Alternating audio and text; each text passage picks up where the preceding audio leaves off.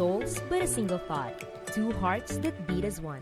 Plan ahead of time and make your wedding day particularly special. Join us as we gather all prestigious wedding suppliers in the area as we bring you Tagaytay Wedding Expo 2022. Come visit us at Fora Mall Tagaytay on June 17 to 19 and together, let us enjoy the cool breeze of the city. We can't wait to see you there.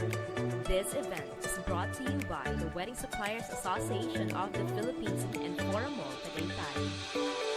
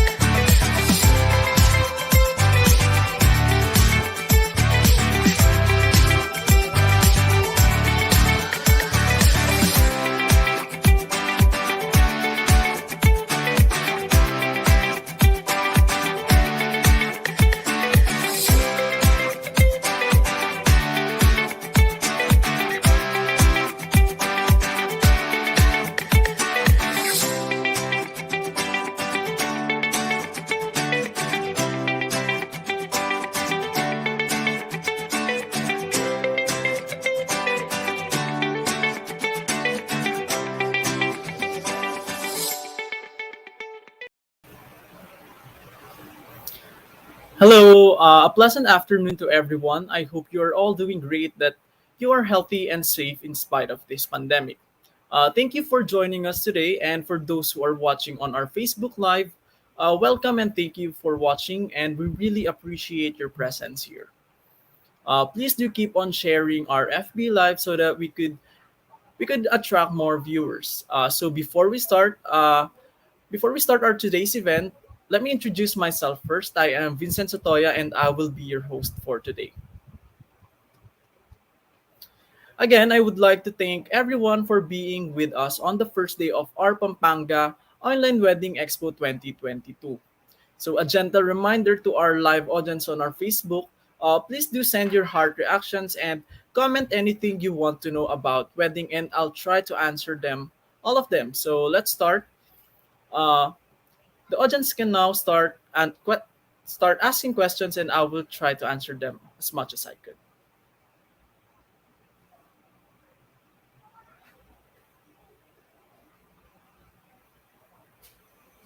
So, guys, you can start asking questions about wedding. I will answer them.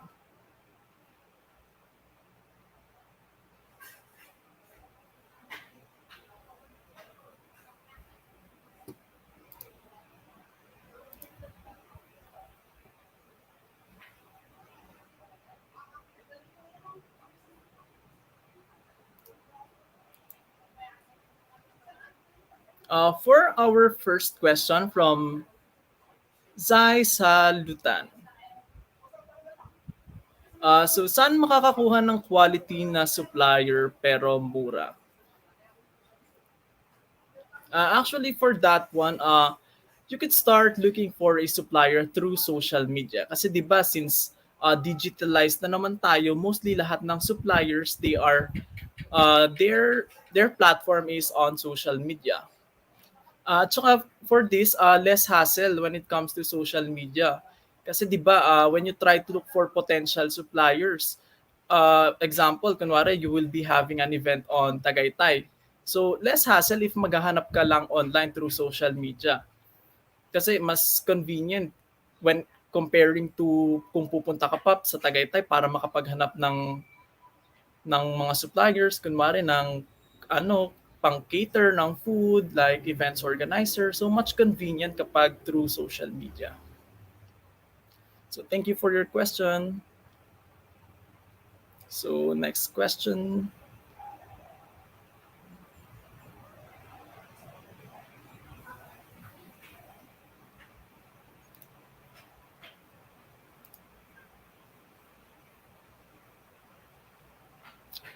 Can we customize a preset menu according to our guest preferences? So question from Rosemary T. De Los Reyes.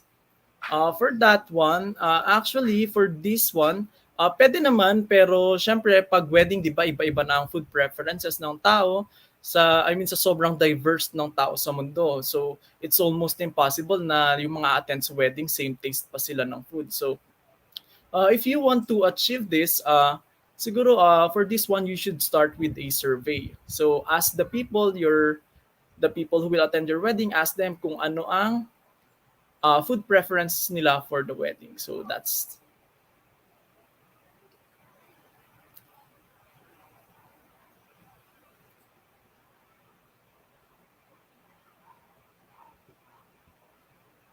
so questions pa po. You can ask anything.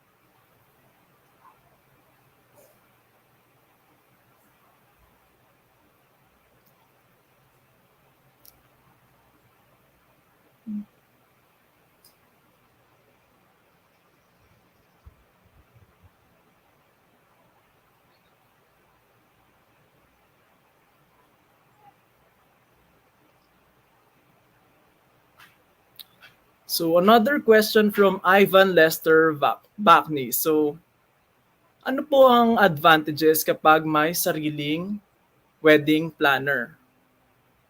So for this one, uh, syempre kapag merong wedding planner, mas nagiging organized yung event, 'di ba?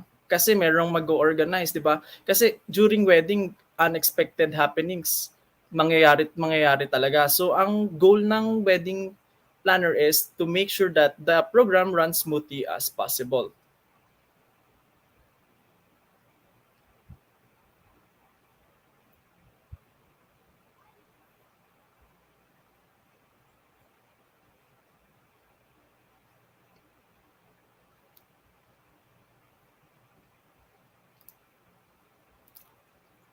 So another question from Kimberly Galliero. So what are the five important things that you need for a wedding? It should be budget, a place, and time. Tapos syempre yung priest, and lastly would be optional, which is yung relatives and those people you want to be on your wedding. Yung mga taong gusto mo na dapat nandun sa weddings, pero the reason why it's optional is, practically speaking, kung budget budget ka o nagba-budget ka, tight budget, syempre pipiliin mo yung mga taong attend sa wedding mo.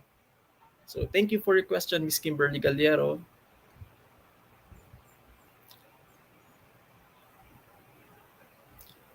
Another question from Rosemary T. De Los Reyes. So, her question is, when is the perfect time to plan and start wedding preparation? Honestly speaking, here there's no perfect time naman when it comes to a wedding. So whenever you feel right, that's the perfect time. Actually, that's the perfect time.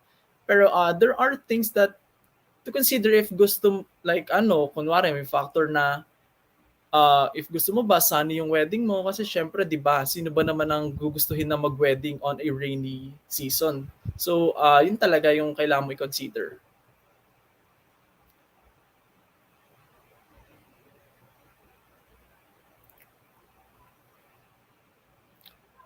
Question from Sir Johari Tandok.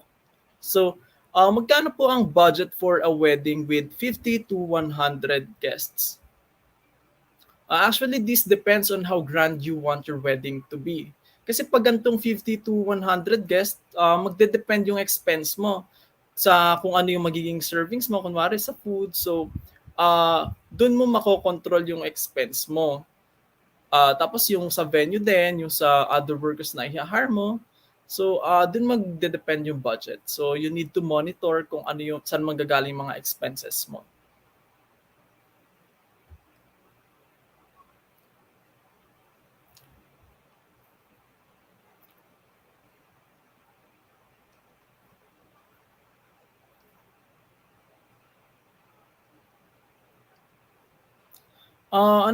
Another question from Sir Rashid Kailan Faner.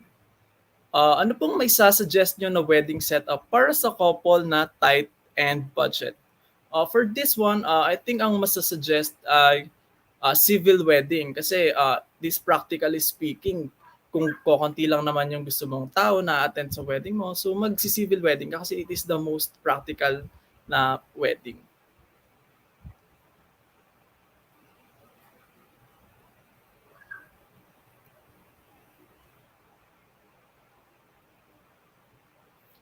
Another question from Maximus Labampa. So, ang question niya is, ano pong recommended age nyo for wedding?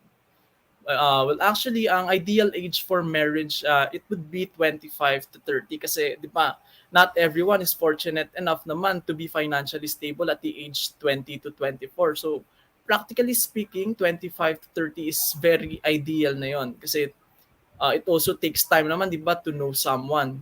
Kasi di ba, before you get married, you need to be 100% sure on who you are marrying, di ba? Kasi lalo na, hindi legal ang divorce sa Pilipinas. So, tapos ang hassle pa ng annulment. So, you really need to consider that. And another question from Maximus Labamba. So, things to avoid when planning a wedding.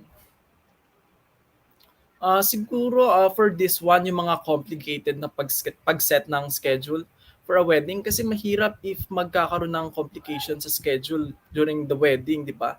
I mean, sino ba namang ang wed couple ang gusto yung magka-complication sa day ng wedding nila. So, ayun, dapat talaga iset ng ayos.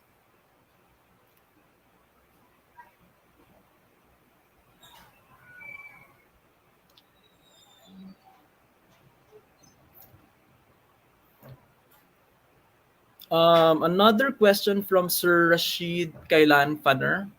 So, how do you manage your time when planning a wedding? To manage your time for a wedding, you should always plan ahead. Kasi 'di ba ang daming factor na pwede sumagabal sa mismong wedding mo, 'di ba? So, dapat you should know everything ahead like kunwari yung sa food caterer mo, yung mga i-hire mo na events organizer, dapat yung availability nila sa availability nung wedding dapat tutugma-tugma sila. So, ayun.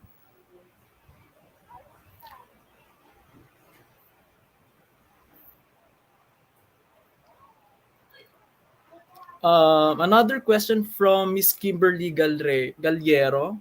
Aside from the traditional church wedding, ano po yung recommended place nyo to have a wonderful wedding?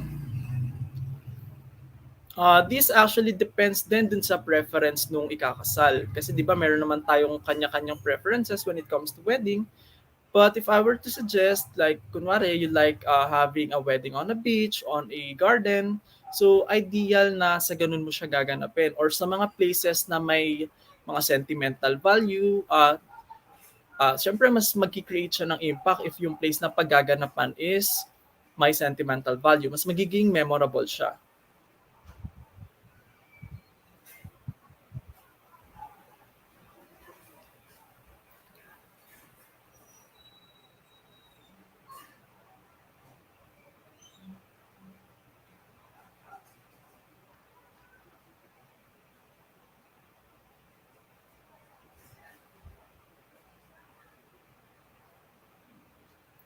If you guys have any more question, feel free to comment down it below.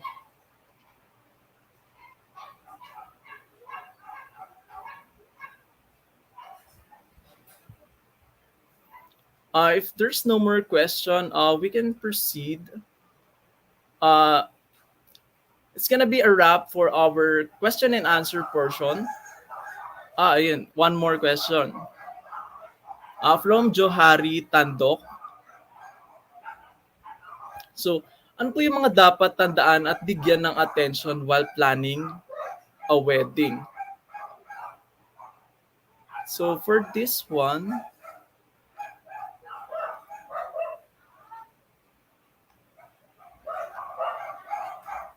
um, first would be the budget. Siyempre, you can't hold a wedding not unless you have a budget for it.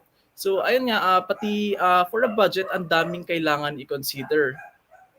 Kasi pag budget, ang dami mong aalat like yung wedding organizer, yung events, yung place, yung food caterer, tapos second would be is the date. Kasi everything else naman is magfo-fall na under category ng budget. So ang next na isipin mo is when you want your wedding to happen. And last would be is the place. So where you want it to happen. Like I've mentioned earlier, dapat yung impactful, yung magiging memorable yung wedding nyo.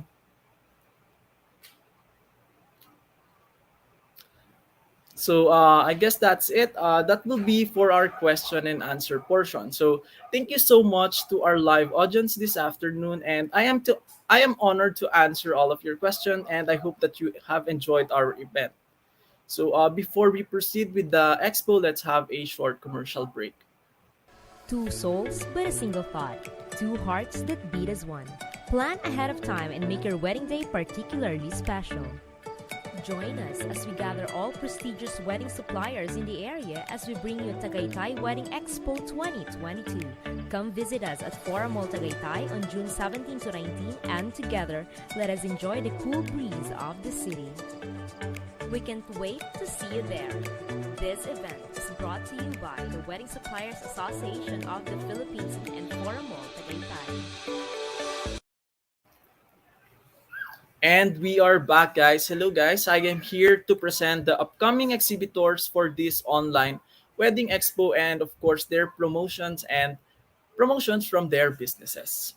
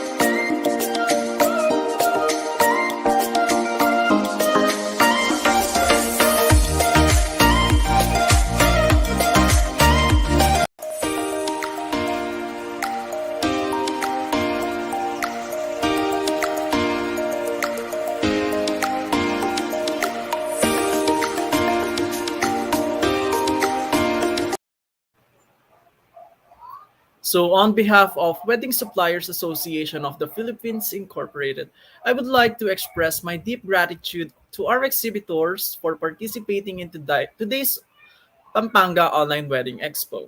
We appreciate you taking your time and effort to respond on our invitation and participate in this event. So, thank you for joining us on our second day online expo, and also to all the live viewers here who joined us in this event. We appreciate and thank all of you. So we hope to see you again on our next wedding online expo. Once again, this is Vincent Sotoya, your host. Thank you and have a great evening ahead.